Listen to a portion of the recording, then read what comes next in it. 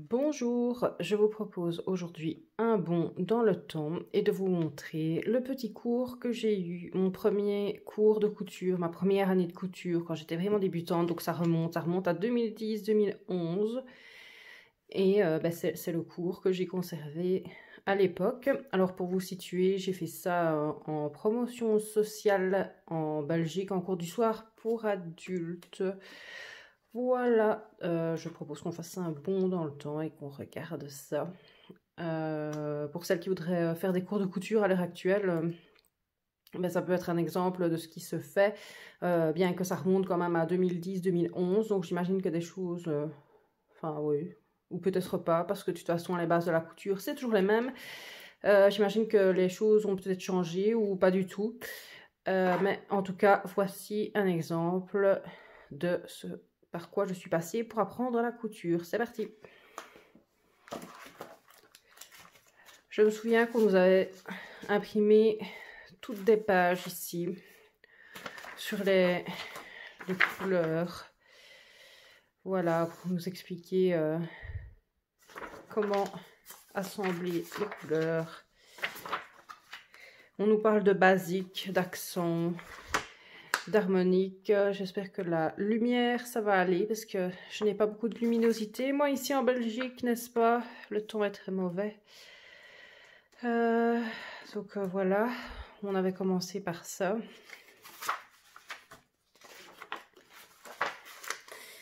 Et apparemment à chaque type il y avait une couleur. Bon, moi j'ai jamais rien compris parce que c'est tellement compliqué que j'ai jamais su me situer. Il y a printemps adouci, printemps intense, été adouci, été intense.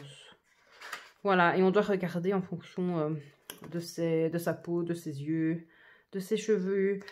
Mais je ne suis pas dans ceux-là, je pense, parce que moi mes cheveux et mes yeux sont foncés. Donc moi je dois me trouver dans l'automne ou dans l'hiver, je pense. Mais c'est difficile à déterminer. Je pense que je suis plutôt dans l'automne, mais sans aucune certitude. Bref, si vous m'avez déjà vu dans d'autres vidéos, vous avez déjà vu ma tête. Si vous savez quel type je suis, ça m'intéresse. Parce que j'ai jamais été sûre de ça. Voilà, dites-moi dans les commentaires si vous savez. Et on avait aussi des feuilles avec plein de couleurs. Ça avait été imprimé en couleur à l'époque, je me souviens. Ça avait posé problème au bureau de photocopie en couleur. Parce qu'ils n'avaient pas la machine en couleur. Bon, parfois les harmonies de couleurs, c'est un peu spécial, hein. Mais voilà, des exemples. Ça faisait partie du cours. Après, on n'a pas épilogué là-dessus, on a cousu tout de suite. Le but, c'était d'apprendre à coudre.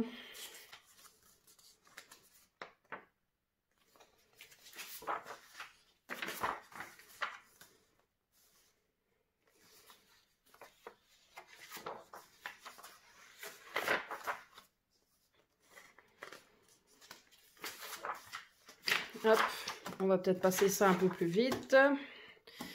Alors ça, je vous avoue que je ne sais plus si c'est moi qui l'avais imprimé ou si ça faisait partie du cours. Je pense que je l'avais imprimé moi-même. J'avais imprimé quelques explications pour monter les ceintures sur les pantalons, les jupes, avec quelques photos et je les avais mis là. Je pense pas que ça faisait partie du cours, ça. Voilà. Et je me souviens que le premier cours, forcément, on nous parlait de ce qu'il fallait. Il nous fallait tout ça. Voilà, voilà. Et apparemment, j'avais mis une croix à côté de ce que je n'avais pas. Et de ce que j'avais déjà. Donc forcément, premier cours, il a fallu faire sa petite trousse de couture. Ensuite, on travaillait sur cette machine-là, sur la Bernina, comme ça. Et on nous avait un peu... on avait une petite feuille pour nous expliquer. Après, la prof avait montré comment il fallait la monter. Un peu de vocabulaire technique.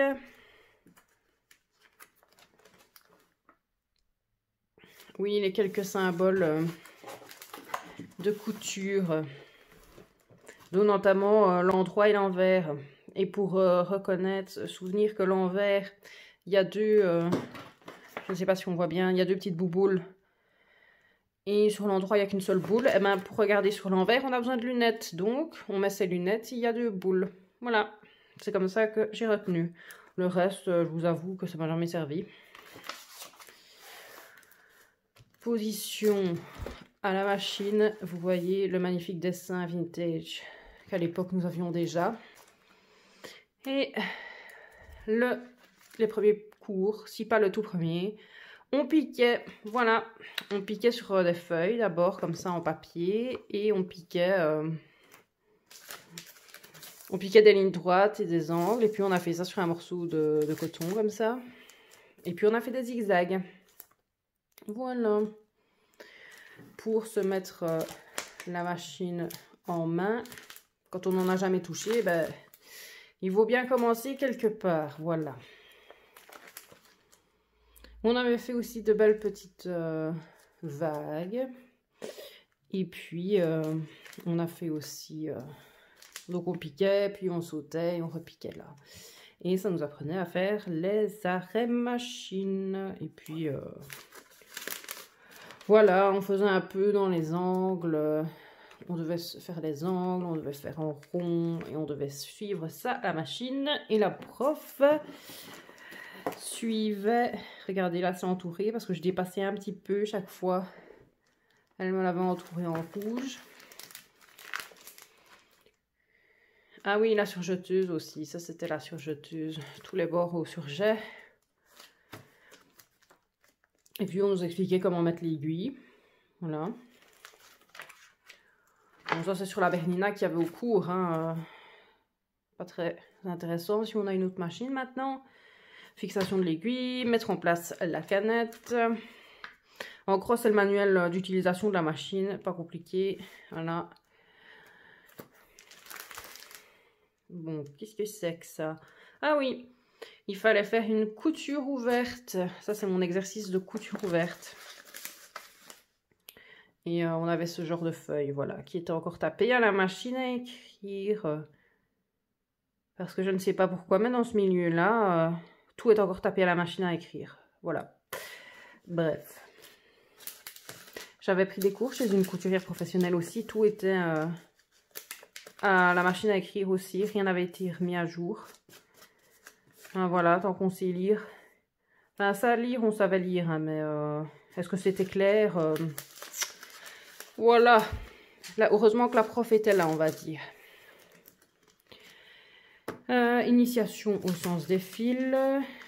Qu'est-ce que c'était que ça? Oui, bah, c'est les premières coutures que j'ai faites. Voilà.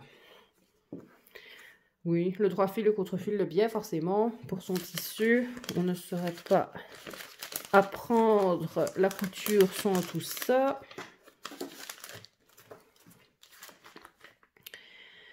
Recommandation avant la coupe d'un vêtement. Oui, voilà, il faut décatir le tissu, laver le tissu, regarder si ça a un sens, un reflet, etc. Donc ça, c'est vraiment... il faut toujours bien laver son tissu, au moins le décatir, faire à repasser. Le décatir, c'est mettre de la vapeur dessus. Pour s'il doit rétrécir, il rétrécit à ce moment-là et pas après qu'on l'ait cousu. On voit tout de suite s'il rétrécit avant de le travailler. Alors, nous avons la couture mécanisée en matière jersey élastique. Voilà. Ça, c'était pour coudre le jersey. Ensuite, le système d'aiguille pourrait être utilisé sur les machines à coudre. Oui, on nous explique l'anatomie d'une aiguille. Enfin, voilà, pas très intéressant. Normal, arrondi pour l'élastique, pointu pour le cuir. Étiquetage, laver les machins, c'est moins gai ça, voilà. Comment laver ses vêtements. Et après, on a fait cet exercice-là, parce qu'il faut savoir qu'à l'époque, avant de faire sur le vêtement, on faisait sur des petits morceaux d'exercice comme ça. Sur des petits morceaux de tissu, on s'entraînait. Qu'est-ce que c'est ça? Je crois que c'est la fente indéchirable apparemment. Je je me suis améliorée depuis. Donc ça, c'était cet exercice-là. Fente, repli avec surjet, voilà. Et puis, ben, j'avais fait une coulisse élastiquée. Voilà. Il y a même les points dessus. J'avais eu 8. Voilà. Et ça, c'était mon petit exercice. Bref.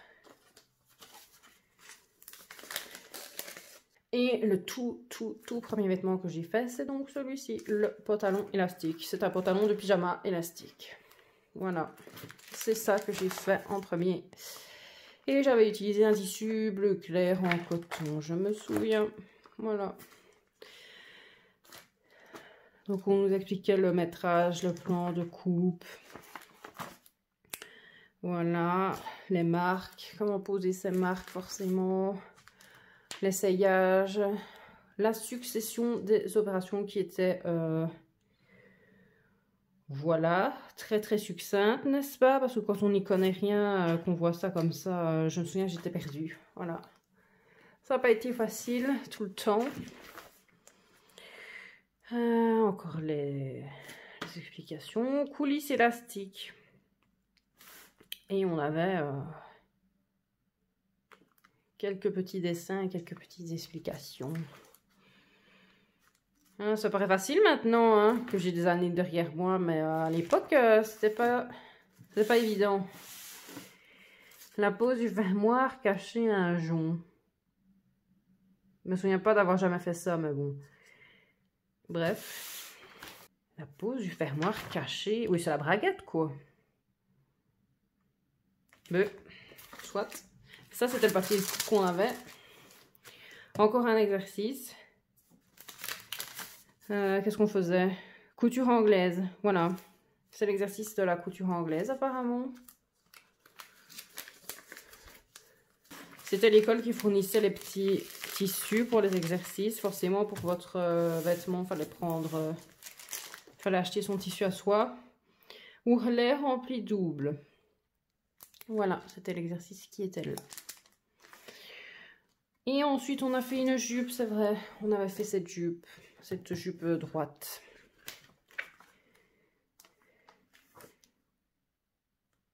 Et je pense qu'on avait dû même la tracer.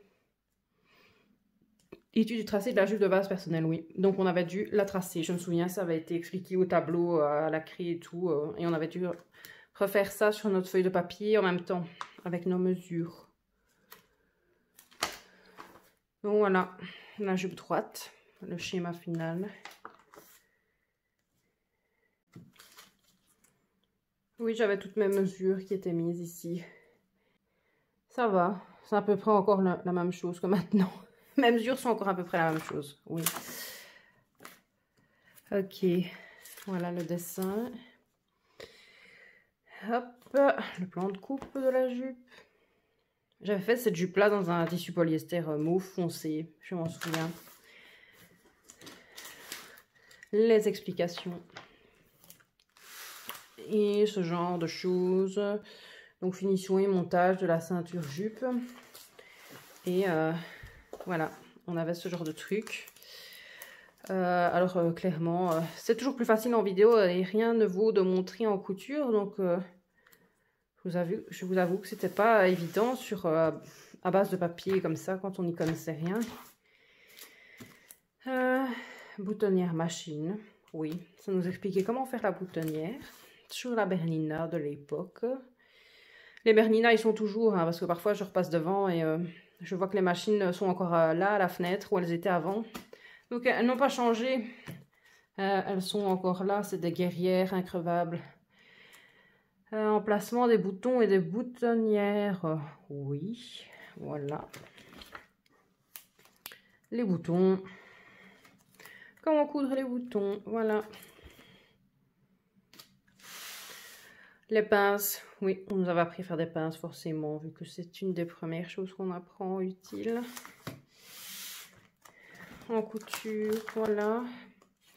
Ah oui, on avait fait une robe aussi, une robe droite comme ça, sans manches. Avec, il y avait la paraventure qui venait là. Et la paraventure d'encolure aussi. Oui. C'était tout simple, hein, comme vous pouvez le voir. C'était vraiment... il y avait une pince devant. Hein, juste une couture sur le côté, la parementure. Vraiment la robe la plus simple. Je l'avais fait dans un tissu vert. Voilà, uni, je pense. Que c'était la première. Ouais, c'était ça, dans un tissu vert. En coton. Succession des opérations. Le biais. La pose d'un biais plat. Le raccord de biais. Finition d'une encolure par une bande en forme. Voilà. C'est la fameuse parementure d'encolure dont je parlais. Toutes les explications et les schémas étaient là. Les petits comics schémas faits à la main qui étaient dessinés encore. On voit que c'était fait au bec à la main. C'est pas moi qui les ai faits, hein. C'était déjà imprimé sur la feuille. Mon exercice. Mes exercices. Voilà, ils sont là. Et qu'est-ce que c'est après? Ben ça, on l'a pas fait. Voilà, on n'avait pas eu le temps de le faire, le peignoir, là. Je ne l'ai jamais fait, ça. J'avais eu les feuilles, mais on l'a pas fait parce qu'on n'avait pas eu le temps cette année-là. Sinon, ben, il était là. Voilà. Le thermocollage. Comment thermocoller? Ceinture nouée. Ouais, ben ça, on n'avait pas fait du coup, vu qu'on n'avait pas fait le peignoir. Oui, les poches de contenance dans la couture de sous-bras. Ben, on les avait pas faites non plus, les poches, les baies de poche là dans la couture du sous-bras, tout simple. Le haut de la robe, oui, on repart sur la robe apparemment. Hop. Encore des exercices. Je ne sais pas. Oui, c'était pour surjeter dans un angle apparemment.